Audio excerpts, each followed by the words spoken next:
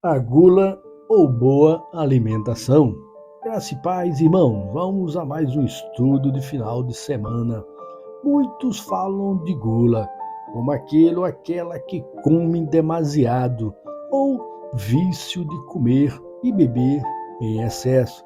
Infelizmente, não vejo muitas igrejas protestantes falar sobre a boa alimentação.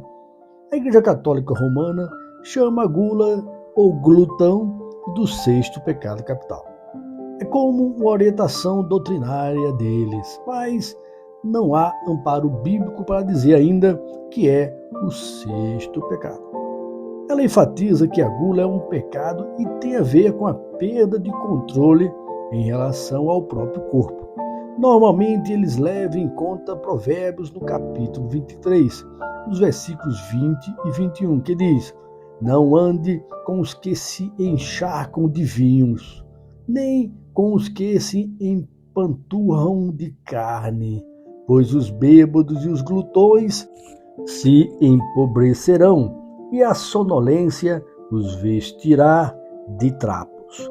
NTLH chama essa parte de glutão ou empanturrar de carnes como comer demais. A Almeida Revista e Atualizada chama de comilões. Mas o que será que a Bíblia fala a respeito? Será que é apenas pela quantidade de produtos que você come ou a qualidade deles? Se analisarmos Gênesis, algo que já estudamos por aqui, entendemos que Deus orientou o homem a se alimentar de vegetais e hortaliças, apesar que depois de Noé, Deus permitiu ao homem comer de tudo, exceto sangue, que é vida, e se matar um animal, esse tem que ser para comer, senão será contrário à lei de Deus e prestará contas disso. Contudo, Deus liberou a partir de Noé por motivo que ele não iria mais contender com o ser humano, com o homem e seu pecado, visto que, mesmo assim, com apenas 8 pessoas após o dilúvio, o pecado ainda estava no homem. Daniel é outro que pediu para ser alimentado somente com legumes e água. E diz o livro de Daniel que eles ficaram mais formosos, ou seja, mais saudáveis que os demais. Sabemos também que Paulo diz em Romanos, no capítulo 14, sobre aqueles que podem comer de tudo, assim como aqueles que só comem apenas alimentos vegetais. E Deus aceita os dois. Um ponto importante, irmãos, a entendermos é que os alimentos existentes na época de Jesus, de Paulo, de José, é diferente da atualidade. Na época deles, os trigos, por exemplo, não eram modificados. Não existiam produtos industrializados, alimentícios e suas modificações como na atualidade. O Dr. Laí Ribeiro, um grande médico, que ele é cardiologista e nutrólogo, ele nos alerta que o trigo de hoje foi modificado com hibridações consecutivas para se aumentar a produtividade e essa modificação foi em mais de 400%. No final, o ser humano é quem perde a saúde. Eu mesmo fui diagnosticado com espondilite anquilosante, que é exatamente a resistência a esse tal glúten modificado. É quando o mundo atual, desde o final do século XX e até agora no século XXI, a maioria dos alimentos são modificados como transgênicos. O Dr. Laí Ribeiro fala que os produtos alimentícios é diferente de alimentos. As consequências disso é que estão deixando as pessoas mais doentes. Na década de 60, 70 do século XX, século passado, vocês viam ou ouviam falar de hospitais de crianças? Pense bem, hospitais de câncer, cirurgias bariátricas, medicamentos que custam mais de 15 a 20 mil reais. Por que será que tudo isso existe hoje e quem realmente está lucrando com isso? Você já ouviu a frase, os bons morrem e os ruins ficam, ou gente ruim não morre. Será que isso é porque os supostos ruins já sabem e entenderam o mal por trás desses alimentos não saudáveis e por isso eles não comem, enquanto que os bons comem esses alimentos ruins? Será que a frase bíblica "os filhos das trevas são mais prudentes que os da luz" é uma observação feita por Jesus para destacar a necessidade de equilibrar a sabedoria do mundo com a sabedoria espiritual, reconhecendo que as pessoas que não seguem a luz divina podem ser habilidosas em lidar com questões terrenas, mundanas. Pense comigo, irmãos. Quando os remédios surgiram, apenas os ricos compravam e, consequentemente, viviam menos tempo, não é verdade? Enquanto os pobres viviam mais tempo. Foi então disponibilizados aos pobres esses supostos remédios, inclusive mais baratos, e até por doação também pelo governo. Agora, os pobres morrem também antes do tempo. Quem já ouviu crianças, jovens, por exemplo, bebês terem AVC, parada cardíaca? Muitos têm falência múltipla de órgãos.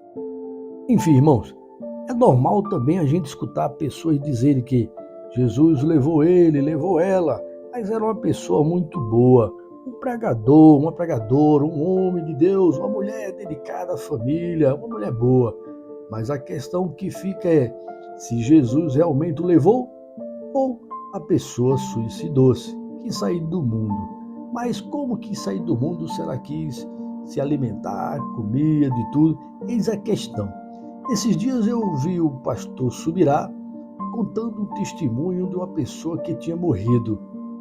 Um conhecido dele, se eu não me engano, chamado Paulo Canuto, que este teve 4 voltas que o médico reanimou, mas para a 5ª parada cardíaca ele não voltou tão rápido e ele viu tudo o que acontecia de fora do corpo. Quando o médico retirou, por exemplo, a aliança dele e entregou à esposa, a hora em que o médico olhou o relógio e escreveu a que horas ele faleceu. E de repente ele sente uma presença de Jesus na sala, atrás dele, em que ele não podia olhar para o Senhor Jesus. Não lhe foi permitido, mas Jesus disse a ele: "Você é um suicida. Eu tinha algo tremendo para você. Contudo, você não cuidava do seu corpo. Não se falou mais sobre o caso. Acredito que para ele contar o acontecido, com certeza ele retornou exatamente na 5ª parada cardíaca." Essa é a questão, irmão. Não cuidar do corpo é como um suicídio.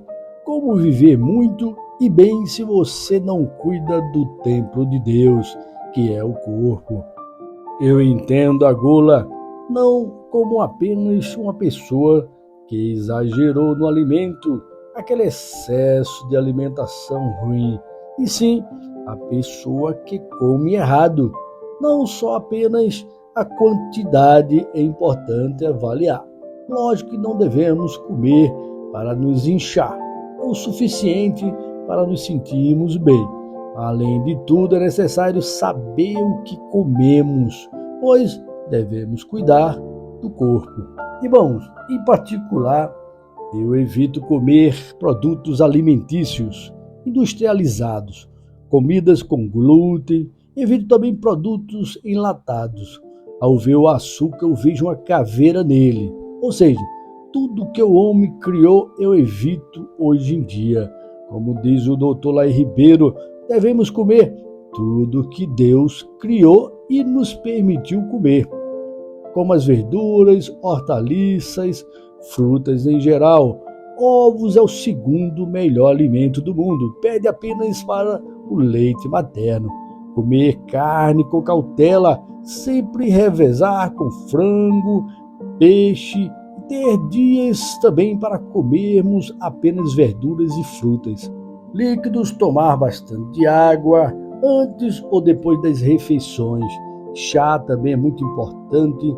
Fazer exercícios físicos, irmãos, caminhar, evitar o sedentarismo. Enfim, amados irmãos, irmãs e ouvintes, Vamos cuidar do nosso corpo.